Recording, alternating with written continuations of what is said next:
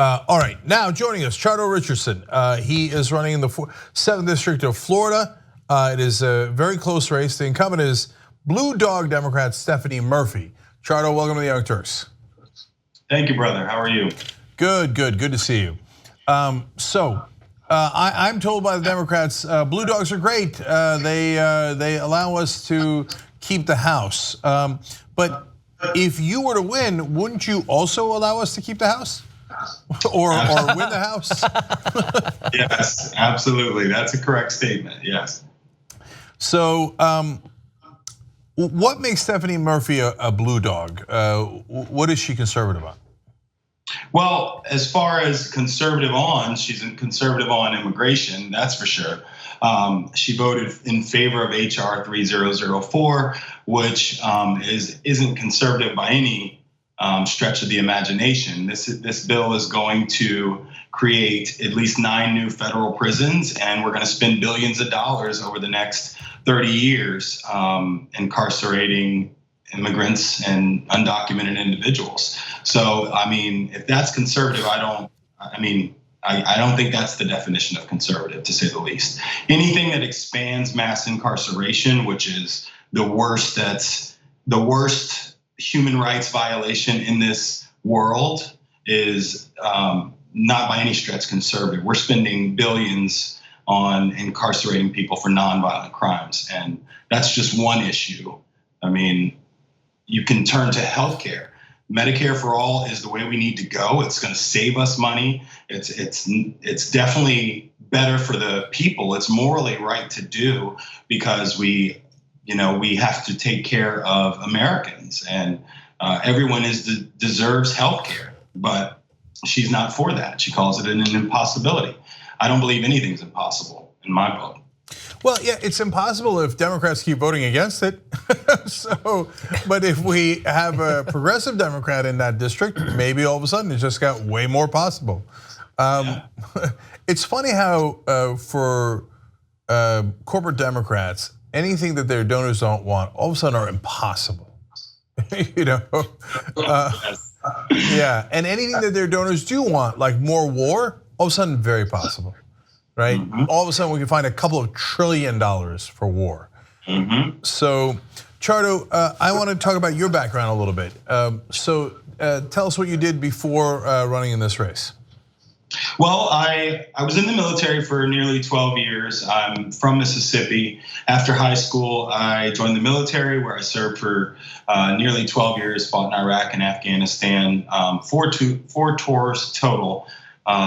Traveled around this country or this globe. Only 2 continents I haven't been to is Antarctica and Australia. And then after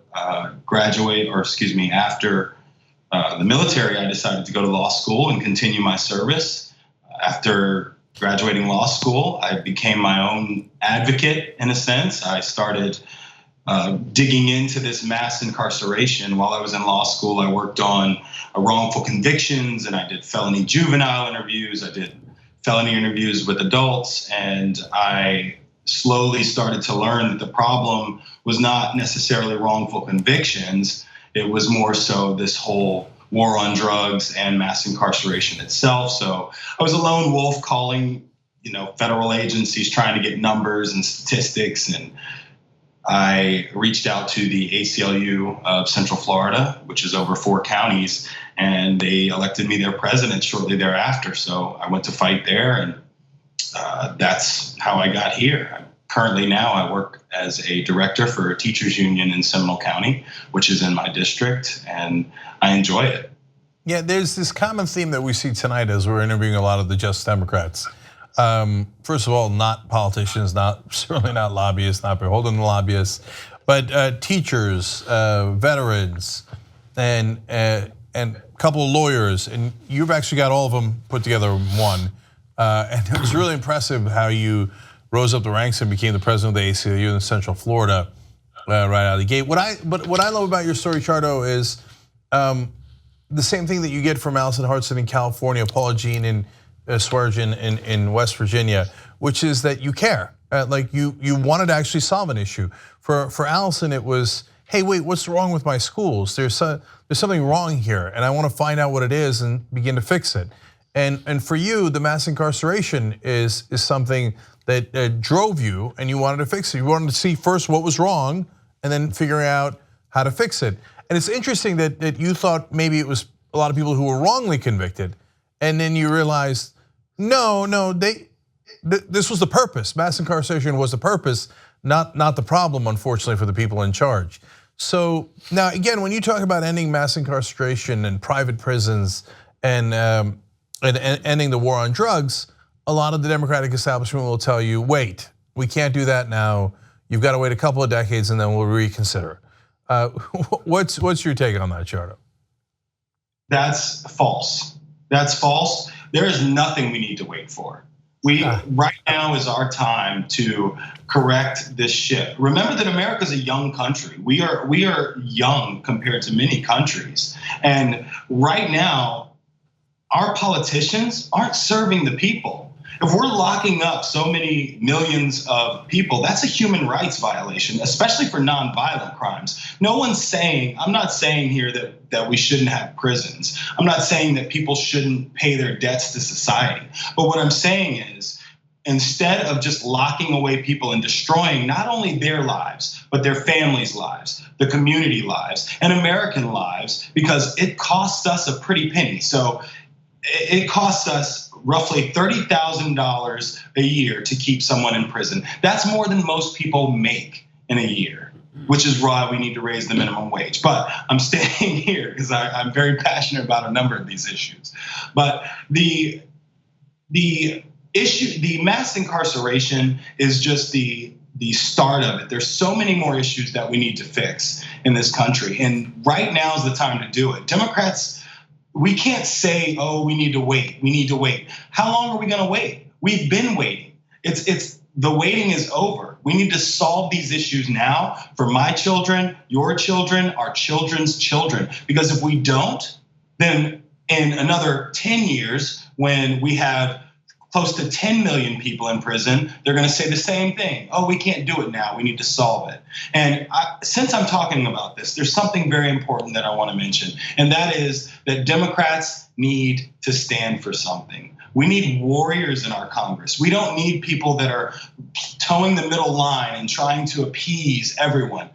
We need Democrats to stand up for something. And that's why I'm a proud member of Justice Democrats. And I can't say enough about running with these individuals because they're all selfless. They're all ready to get into office and do it on day one. There's no, oh, we're going to wait 10 years. Oh, we're going to wait 2 years. Well, millennials can't wait for that. My daughter can't wait for college. We can't wait for these things anymore. And so. I mean, so obvious that you guys are not standard politicians. It's great to see regular Americans. This is what democracy's supposed to look like. Regular Americans running for office, people who are dying to change something, and that's why they actually want to be part of government, not because of politics, but because of policy. By the way, Chardo's, he's gonna win if you guys give small dollar donations or if you volunteer for him. So you gotta do it. That's how you defeat big money. So jdems.us/Chardo, and then if you're in Florida's 7th District, Chardo2018.com, Chardo2018.com, that's his website. Jimmy, isn't it refreshing to see guys who say, why don't we just fight for the things that we believe in? Yes.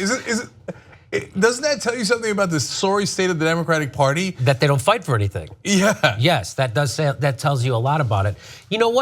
What are people's? If I can ask you a question, Chardo, what are people's biggest problems with Murphy? And that's the person you're running against in the primary now. Is it a big deal that her husband offshores his manufacturing of the sweatpants that they invented? Is that a big deal to people, or what would it be the thing that people don't like about her the most or are most upset with?